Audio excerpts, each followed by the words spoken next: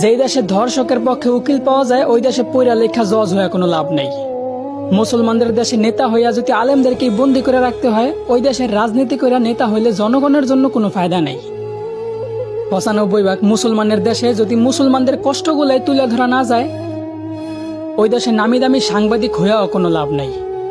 বলি জাকাত না দিয়া সুদ খাইতে খাইতে দেশটারে করছো ছারখার। এখন সূর্যের তাপ গায়ে লাগে, তাই তোমাদের বৃষ্টির দরকার। আলেমদেরকে বন্দি করে আবার আলেমদের মাধ্যমে আল্লাহর কাছে বৃষ্টি কামনা করলা। বিষয়টা এমন হইল না যে কোনো এক ফল গাছের গোড়া কাটা ফেলাইয়া সেই গাছ থেকেই আবার ফলের আশা করলা।